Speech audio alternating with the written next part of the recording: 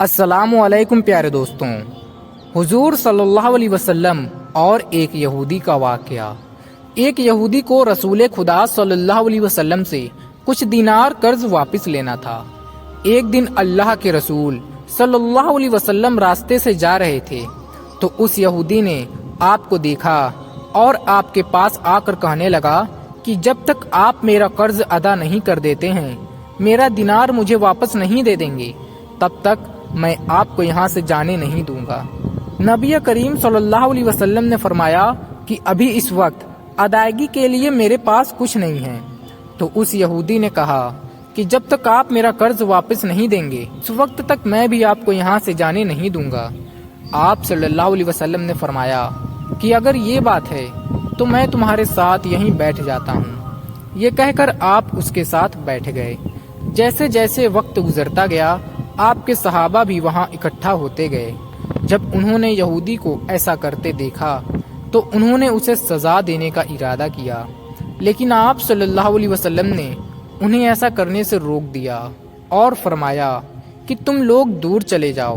حکم رسول کے تحت صحابہ ان سے دور چلے گئے۔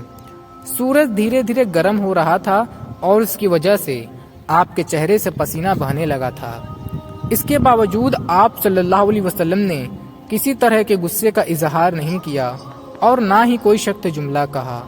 آپ سارا دن وہیں بیٹھے رہے اور جوہر، عصر، مغرب اور عشاء کی نمازیں وہیں پر ادا کیں، اور پھر رات چڑھ گئی۔ آپ نے رات بھی وہیں گزاری اور فجر کی نماز بھی وہیں پر پڑھی۔ یہ سب دیکھ کر صحابہ یہودی کو ڈرانے دھمکانے لگے، لیکن آپ صلی اللہ علیہ وسلم نے فرمایا کہ تم اس سے یہ کیسا سلوک کر رہے ہو؟ صحابہ نے کہا کہ یا رسول اللہ، اس کی یہ جرت کہ یہ آپ کے ساتھ ایسا کرے؟ تو آپ نے فرمایا کہ اللہ نے مجھے اس لیے نہیں بھیجا ہے کہ میں کسی پر ظلم کروں۔ اس کے بعد جیسے ہی دن چڑھا تو اس یہودی نے کلمہ اسلام پڑھتے ہوئے کہا، اشہد ان لا الہ الا اللہ واشہد ان محمدا عبدہ ورسولہ۔ اس نے کہا کہ میں اپنی دولت کا ایک حصہ راہ خدا میں دیتا ہوں۔ اور پھر وہ کہنے لگا کہ اے اللہ کے نبی، میں نے آپ کو اس لیے نہیں روکا تھا کہ میں آپ کی توہین کروں، بلکہ اس ذریعے سے میں آپ کے صبر کو آزمانا چاہتا تھا، کیونکہ میں نے تورات میں آپ کی یہ صفت پڑھی ہے کہ محمد مکہ میں پیدا ہوگا اور طیبہ کی طرف ہجرت کرے گا۔ وہ سخت بولنے والا نہ ہوگا اور کوئی بھی جھوٹی بات اپنے زبان سے نہ کہے گا۔ اس طرح سے میں آپ کو یہاں رکھ کر اس بات کی تسلیہ کی ہے کہ تورات نے بالکل سچ کہا۔ حضور صلی اللہ علیہ وسلم مبعوث پر رسالت ہونے کے بعد 3 سال تک خفیہ طور پر دعوت اسلام دیتے رہے۔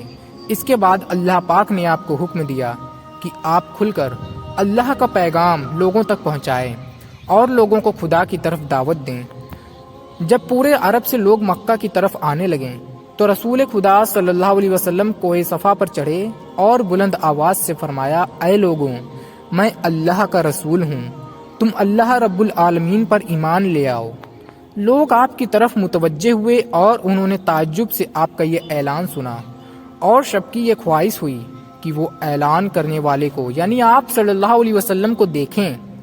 پھر آپ وہاں سے اتر کر آئے اور آپ نے پھر 3 بار یہی اعلان کیا۔ جب ابو جہل نے آپ صلی اللہ علیہ وسلم کا یہ اعلان سنا تو اسے بہت غصہ آیا۔ اس نے زمین سے ایک پتھر اٹھا کر آپ کی پیشانی پر مارا، جس سے آپ کی پیشانی زخمی ہو گئی اور خون بہنے لگا اور آپ کا پورا چہرہ لہو لہان ہو گیا۔ اس کے بعد تمام مشرکین آپ کو پتھر مارنے لگے۔ نبی کرم صلی اللہ علیہ وسلم کوہ ابو قبیس پر چڑھ گئے اور ایک چٹان کے پیچھے جا کر چھپ گئے۔ مشرکین نے آپ کو وہاں پر تلاشا، لیکن آپ انہیں دکھائی نہ دیے۔ اس کے بعد وہ مشرکین وہاں سے چلے گئے۔ اسی میں ایک شخص نے حضرت علی رضی اللہ تعالی عنہ کو یہ پورا واقعہ بتایا اور کہا کہ میرا خیال یہ ہے کہ محمد اب نہیں رہے، نعوذ باللہ۔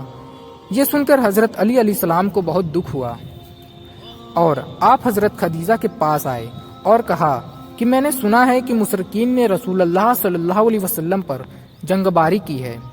اس کے بعد حضرت علی علیہ السلام اور حضرت خدیجہ آپ صلی اللہ علیہ وسلم کی تلاش میں نکل گئے اور وہ کہہ رہے تھے کہ یا رسول اللہ، ہمیں جواب دیں کہ آپ کہاں ہیں، آپ کس وادی میں بھوکے پیاسے ہیں۔ آپ نے مجھے اپنے ساتھ کیوں نہ لیا تھا؟ حضرت خدیجہ رو رو کر یہ فریاد کر رہی تھی کہ کوئی ہے جو نبی مصطفیٰ کی مجھے خبر دے، کیا کسی نے انہیں دیکھا ہے جو ان کے متعلق مجھے بتلائے؟ اس وقت جبریل امین رسول خدا صلی اللہ علیہ وسلم پر نازل ہوئے اور کہنے لگے کہ اگر آپ چاہیں تو ہم اس قوم کو تباہ کر دیں گے اور دنیا میں ان کا کہیں نام و نشان دکھائی نہیں دے گا۔ تو حضور صلی اللہ علیہ وسلم نے فرمایا کہ میں نبی رحمت بنا کر بھیجا گیا ہوں، میں عذاب و انتقام کا حامی نہیں ہوں، پروردگار میری قوم کو معاف کر دیں، وہ مجھے جانتے نہیں ہیں۔ جبریل امین نے آپ صلی اللہ علیہ وسلم سے کہا کہ حضرت خدیجہ آپ کو تلاش کر رہی ہیں۔ خدیجہ کے رونے نے آسمان کے فرشتوں کو رلا دیا ہے۔ نبی اکرم صلی اللہ علیہ وسلم نے خدیجہ اور حضرت علی کو صدا دی اور انہیں اپنے پاس بلایا۔ دونوں لوگ آپ کے سامنے حاضر ہوئے، انہوں نے آپ کی پیشانی پر پٹی باندھی اور گھر لے آئے۔ جب مشرکین کو یہ معلوم ہوا کہ رسول خدا اپنے گھر واپس آ چکے ہیں تو انہوں نے گھر کا محاصرہ کر لیا اور جنگ باری کرنے لگے۔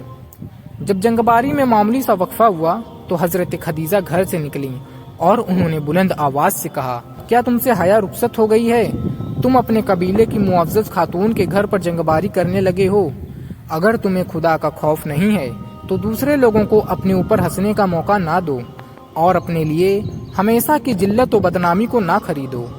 جب مشرکین نے حضرت خدیجہ کی باتیں سنی تو ندامت کے مارے ان کے سر جھک گئے اور وہ شرمندہ ہو کر اپنے گھروں کو چلے گئے۔